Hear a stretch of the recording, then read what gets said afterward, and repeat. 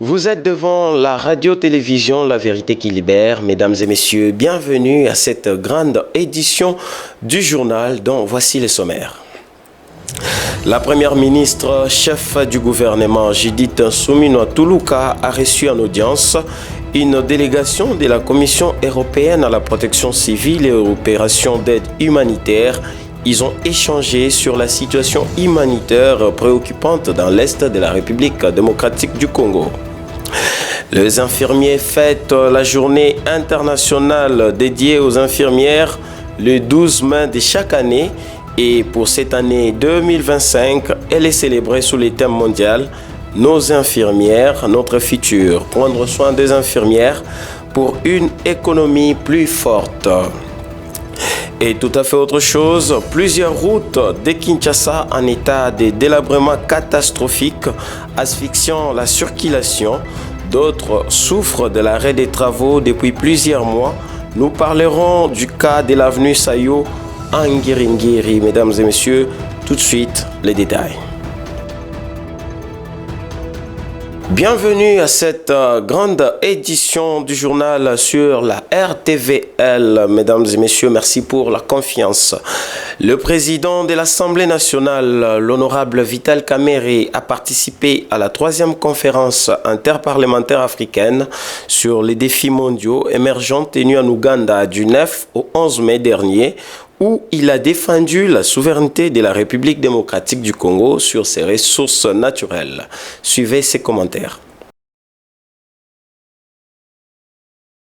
La dernière journée de la 3e conférence interparlementaire africaine sur les défis mondiaux émergents a été consacrée sur les thèmes la protection de l'économie africaine et la souveraineté des ressources naturelles, défis mondiaux et perspectives. Les parlementaires africains ont réfléchi sur les mécanismes à mettre en œuvre pour faire profiter l'Afrique de ses atouts économiques afin de booster son développement dans l'unité des États. Les parlementaires africains ont réfléchi sur les mécanismes à mettre en œuvre pour faire profiter l'Afrique de ses atouts économiques afin de booster son développement dans l'unité des États. Intervenant dans ces panels, le président de l'Assemblée nationale congolaise, le professeur Vital Kamerhe, a interpellé les pays africains sur le rôle charnière que doit jouer une République démocratique du Congo en paix, souveraine, sur ses ressources naturelles et dépourvue de tout conflit avec ses voisins et ses pairs africains en général. A interpellé en tant que Parlement sur le rôle qu'il doit jouer dans la protection de la souveraineté des ressources naturelles congolais, le speaker de la Chambre basse du Parlement a rappelé le rôle majeur qu'a joué l'Assemblée nationale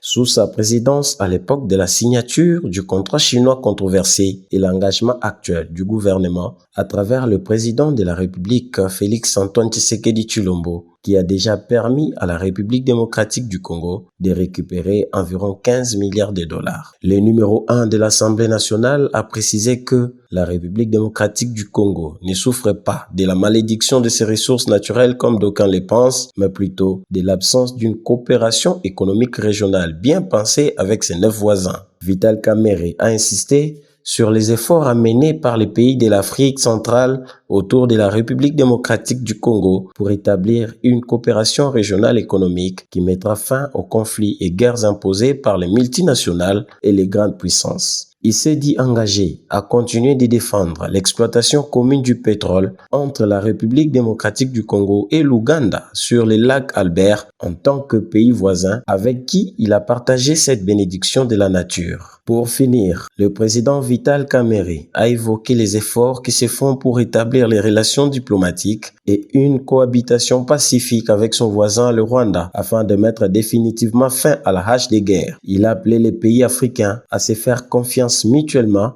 et d'arrêter de se faire la guerre éternellement pour faire place à la coopération économique régionale bénéfique à tous. Vital Kamerhe a aussi invité l'assistance à baser toutes ses réflexions sur l'amour, la justice, la vérité et la solidarité.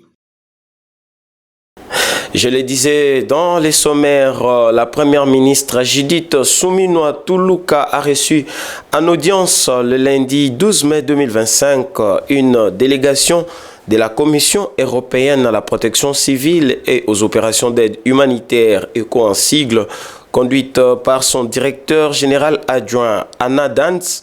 Au menu de leurs échanges, la situation humanitaire préoccupante dans l'est de la République démocratique du Congo. Lydie Djamba vous fait le résumé.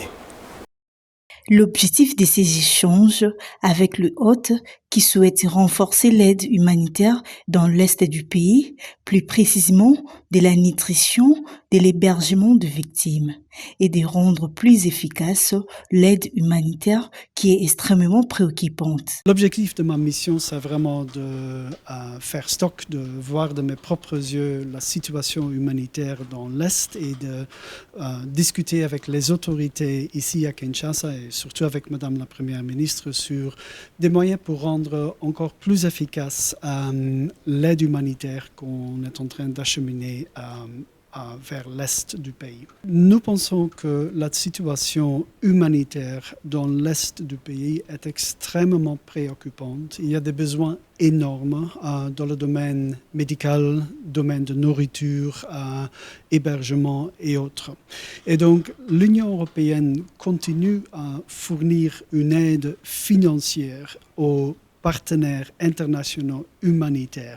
La chef de l'exécutif central a réaffirmé sa détermination à ramener des actions dans le sens du soutien à la population dans l'est du pays. La délégation de la Commission européenne à la protection civile et aux opérations d'aide humanitaire ECHO affirme avoir décaissé une enveloppe de 100 millions d'euros pour soutenir les besoins humanitaires. Ici est de noter que l'ECHO a été créé en 1990 pour exprimer la solidarité de l'Union européenne avec les populations dans le besoin partout dans le monde. Dès le mois de mai 2027, Kinshasa sera dotée de la Cité des Chines en République démocratique du Congo, car le ministre de l'Industrie et du Développement, Louis Watum Kabamba, a lui-même lancé les travaux le samedi dernier. Ce projet vaste créera en République démocratique du Congo plus de 30 000 emplois. On parle de la diplomatie économique agissante du président de la République, Félix Antoine Tshisekedi Tshilombo. Suivez ses commentaires. Dans le cadre de la diplomatie économique agissante portée par le président de la République, Félix Antoine Tshisekedi Tshilombo, le ministre de l'Industrie et du Développement des petites et moyennes entreprises, Louis Watum Kabamba, a procédé ce samedi 10 mai 2025 à Kinshasa à la pose de la première pierre de la Cité des Chines en République démocratique du Congo. Un projet structurant porté par le groupe chinois African Sunrise. La cérémonie officielle a rassemblé des membres du gouvernement, des diplomates, des responsables religieux, ainsi que des acteurs du secteur privé et public. À l'occasion, plusieurs discours ont marqué l'événement, notamment ceux du président du groupe African Sunrise, du président de la Chambre de commerce générale chinois en République démocratique du Congo, du représentant de l'archevêque métropolitain de Kinshasa et du ministre Louis Watum Kabamba. Dans son allocution, le ministre a salué la vision du chef de l'État Félix Antoine Tshisekedi Tshilombo, mise en œuvre par le gouvernement de la première ministre Judith Nsumino Tuluka, tout en saluant l'importance stratégique du partenariat RDC-Chine pour le développement industriel du pays. Le point d'orgue de la cérémonie a été la pose symbolique de la première pierre, marquant officiellement les débuts des travaux de ces projets d'envergure appelé à transformer le paysage économique et commercial de Kinshasa. Ce complexe multifonctionnel d'un investissement global de plus de 300 millions de dollars s'étendra sur 150 000 mètres carrés et comprendra des centres commerciaux, des services logistiques, financiers, hôteliers et résidentiels et des restaurations. Les travaux s'étendront jusqu'en mai 2027 avec une mise en service partielle prévue dès décembre 2025. À terme, plus de 30 000 emplois seront créés, dont 1 500 pendant la construction, 10 000 directs et 20 000 indirects en phase d'exploitation. On parle justice en République démocratique du Congo dans le but de redonner aux prisons congolaises son rôle de rééducation. Le ministre d'État en charge de la justice, Maître Constant Moutamba, a fait une descente le week-end dernier à la prison centrale de Makala, où il a notamment lancé les travaux de construction d'une boulangerie qui sera tenue par les prisonniers. Les détails avec Marcel Kilombo. Il s'est fixé comme objectif d'humaniser les établissements pénitentiaires de la République démocratique du Congo. C'est dans cette optique que s'inscrit la pose de la première pierre pour la construction d'une boulangerie moderne au sein de la prison centrale de Makala à Kinshasa, qui débutera la production d'ici le mois de novembre de l'année en cours. Nous lançons ce jour la construction de la boulangerie de la prison centrale de Makala, qui servira à la production des pains par les prisonniers pour desservir la population de Kinshasa en pain. Donc nous voulons désormais que les prisonniers puissent être des producteurs, qu'ils aient à apprendre des professions et des métiers. Outre la construction de la boulangerie, les travaux de réhabilitation de cet établissement carcéral vont bon train, comme l'a constaté le MINETA, qui a fait une visite d'inspection, initiative saluée par les gestionnaires du CPRK. Les soucis qu'ils manifestent pour tous les détenus, et surtout qu'ils nous promettent toujours les désengorgements presque après 3 mois. Donc, avant, les détenus n'avaient pas de bonnes conditions hygiéniques, mais avec le ministre de la Justice, vous comprenez qu'il y a des changements. C'est comme si tu étais à la maison, c'est comme si l'hôtel 5 étoiles à Gombe. Donc, or que nous sommes à Selemba, aux prisons centrales de Makala. Il importe de rappeler que, même derrière les barreaux, l'humain a droit à un avenir. On parle de la société maintenant, recrudescence du banditisme urbain appelé Kuluna à Boma dans le Congo central. Le maire adjoint Claudel Pemba a sensibilisé plus de 200 cadres des bases, notamment les chefs des quartiers, les chefs d'avenue, ainsi que les associations des jeunes, enfin, des paliers à ces phénomènes. Les détails, Afi Moussoungaï. Ils sont venus répondre à l'invitation de la maire adjointe de la deuxième ville du Congo central pour mettre fin à l'insécurité qui prévaut dans cette partie de la République. Plus de 200 cadres de base se sont réunis autour de la maire adjointe qui leur a demandé de s'impliquer activement pour lutter contre l'insécurité qui touche ces coins de pays. Elle compte de la semaine prochaine entamer une itinérance qui lui permettra d'aborder ces sujets directement avec la population qui doit également mettre la main à la pâte en appuyant la police nationale congolaise. Comme vous le savez, nous sommes tous mobilisés sur cette situation sécuritaire qui prévaut dans notre ville de Goma. Nous devons conjuguer les efforts ensemble parce que c'est une question qui concerne tout le monde. Et c'est comme ça que j'ai réuni tous les cadres de base aujourd'hui pour échanger. Et évidemment pour leur annoncer mon itinérance que je commence la semaine prochaine et qui doit prendre aussi des dispositions. Ce sera une occasion pour moi de sensibiliser également la population pour que cette population comprenne les enjeux de l'heure. Et donc il était important qu'on échange en amont avec le cadre de base. Il faut dire que ça sera une occasion pour lui. Il faut dire que ça sera une occasion pour elle. Il faut dire que ça sera une occasion pour cette autorité urbaine de sensibiliser également la population, que cette population comprenne les enjeux de l'heure et dont il était important qu'on échange. On revient présentement sur la journée internationale de l'infirmière. Sachez que l'humanité célèbre ce lundi 12 mai la journée internationale de l'infirmière, une journée en hommage à Florence Nightingale, l'une des pionnières de la blouse blanche. Le thème mondial retenu pour cette année est « Nos infirmières, notre futur », prendre soin des infirmières pour une économie plus forte.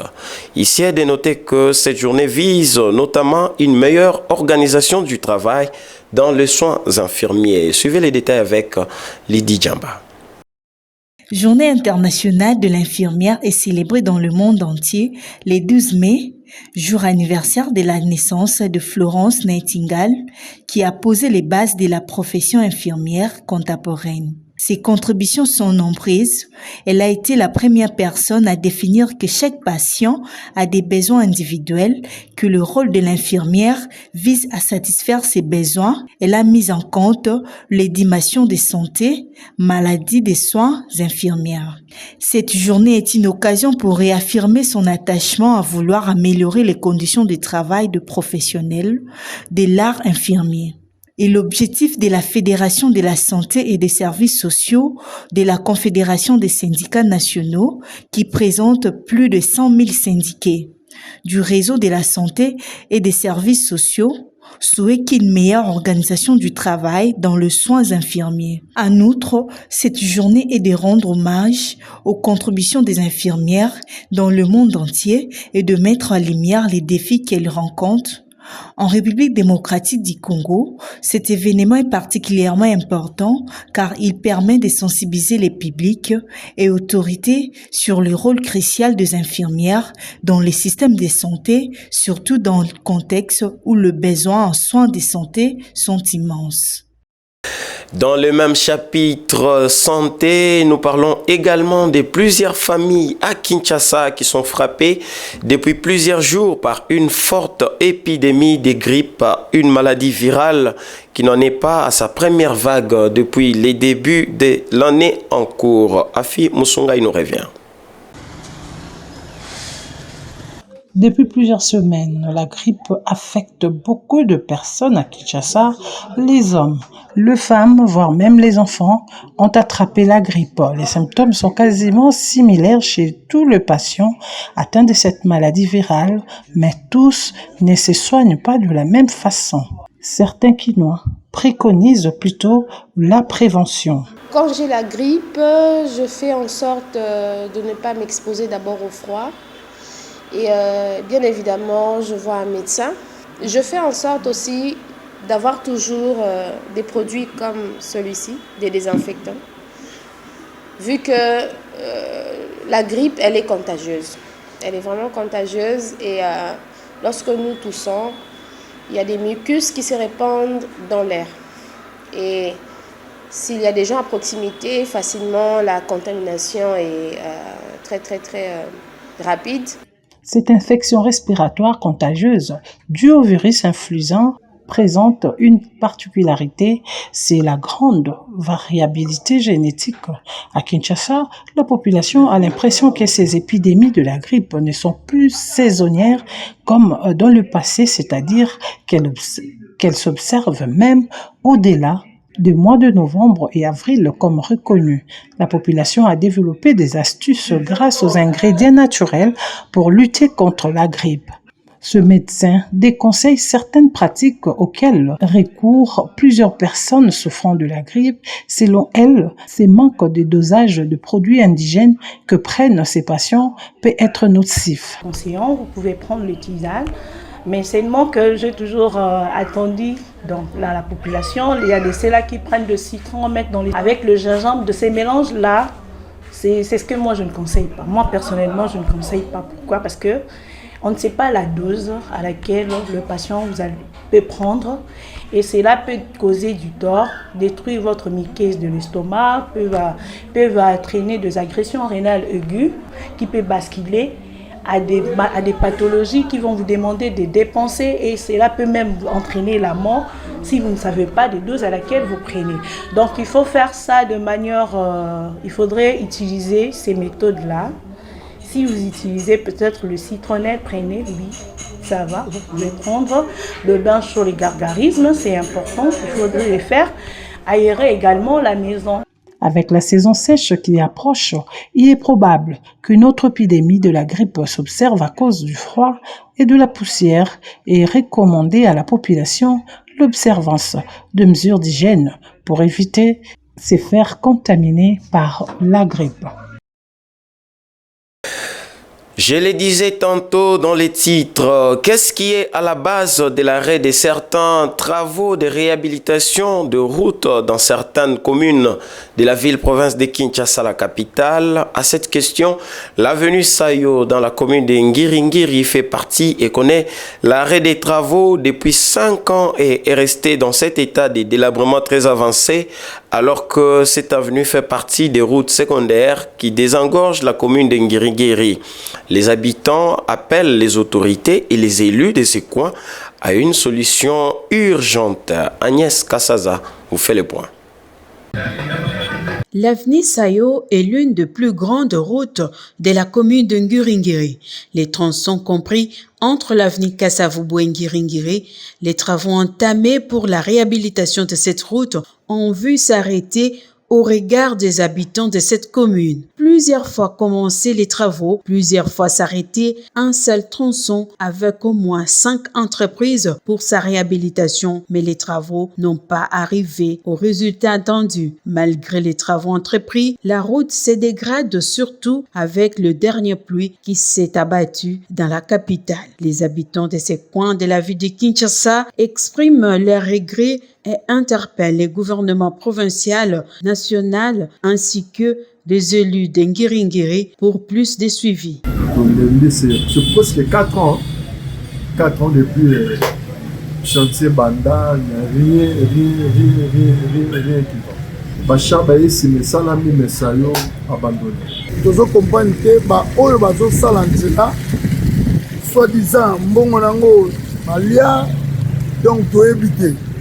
De voter à Nguiriguiri et Yeli, de ministre député national, de voter à Miss Makutano, mais de éviter ceux qui démarchent, pour la Sayo. En tout cas, c'est vraiment regrettable. Sayo n'a vu ces bandits, la Babirmaniès, bandits, Sima et Si, parce qu'on ne peut pas retamber la bière. Il y a vu ces bandits, quand elle m'a voulu aller vers les trucs, ça est libéré. Et malheureusement, il va ressortir la Babirmaniès. Bongo ba aussi c'est la mission Sayo Mukoni. Ma konjamboka ba komone la mission Likambo ete. Sayo ka comme l'échec et bandaki les plus comme c'est comme ba l'échec. Au regard de cette situation, les constats restent le même dans différents chantiers de réhabilitation des routes dans la capitale congolaise. Les travaux piétinent, voire d'autres même sont aux arrêts et abandonnés. Restons dans le même chapitre. La ville-province de Kinshasa connaît un sérieux problème de routes. La quasi-totalité des routes secondaires de la capitale congolaise sont dans un état piteux et les travaux de réhabilitation peinent à avancer. D'après l'analyste politique Ness Loutete, les premiers responsables sont les 2 derniers gouverneurs, Jean-Tini Ngobila ainsi que Daniel Bumba, qui n'ont pas eu la bonne approche face aux problèmes qui nous suivaient. Le problème de Kinshasa est beaucoup plus sur l'engorgement et aussi l'embouteillage, la route et tout comme ça. Mais lui, il embrasse beaucoup de choses à la fois. Tantôt il est à la démolition, tantôt il est à la construction de routes, tantôt il est ici, il est par là. Donc il n'est pas focus dans ce que la population attend de lui. Alors, je ne dirais pas aussi qu'il est très mal entouré comme les autres le disent, mais moi plutôt je dirais est-ce qu'il écoute vraiment ses conseillers ou il lit au moins les textes que Ngobila a laissés sur la table. Parce que lui, il devrait en principe faire la continuité de ce que son prédécesseur a fait. Son prédécesseur a laissé la route en un état. Je ne sais même pas si on peut l'applaudir, mais lui, à principe, il devait éradiquer cela. Aujourd'hui, la population quinoise est en train de souffrir. C'est parce que le gouverneur de la ville n'a pas commencé là où il devrait commencer. Il devrait commencer d'abord par ce que Ngobila n'a pas fait. Ngobila n'a pas entretenu nos routes. Ngobila n'a pas élargi nos routes. Ngobila n'a pas aidé la population quinoise à circuler librement. Là, c'est un défi qui a mis du souffle à Ngobila. Et quand Bumba est venu, le nouveau gouverneur est venu, en tout cas, il devrait commencer par là. Il devrait prendre les erreurs de Ngobila, faire de ça ses points forts. Mais fort malheureusement, lui aussi, il est en train de marcher que sur les erreurs de Ngobila, en détruisant, en faisant des démolitions et tout comme ça. Vous avez suivi le propos recueilli par Marcel Kilombo. Mesdames et messieurs, c'est par ici que prend fin cette édition du journal sur la RTVL. Place au rappel des titres. La première ministre, chef du gouvernement Judith Suminwa Tuluka, a reçu en audience une délégation de la Commission européenne à la protection civile et aux opérations d'aide humanitaire. Ils ont échangé sur la situation humanitaire préoccupante dans l'Est de la République démocratique du Congo. Les infirmiers fêtent la journée internationale dédiée aux infirmières le 12 mai de chaque année. Et pour cette année 2025, elle est célébrée sous le thème mondial « Nos infirmières, notre futur ». Prendre soin des infirmières pour une économie plus forte.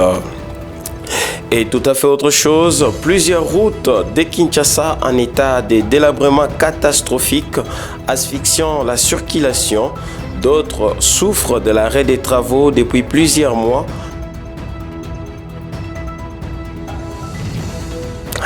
C'est par ici que prend complètement fin cette édition du journal. Mesdames et messieurs, merci pour la confiance et pour la fidélité que vous nous réservez. Dites merci à l'équipe technique constituée des Puisses Chimanga, Steve Kikomo, Prince Tichik, ainsi que Serge Kassongo, le chef d'édition du jour Marcel Kilombo et Agnès Kassaza qui a concouru à la rédaction de ce journal.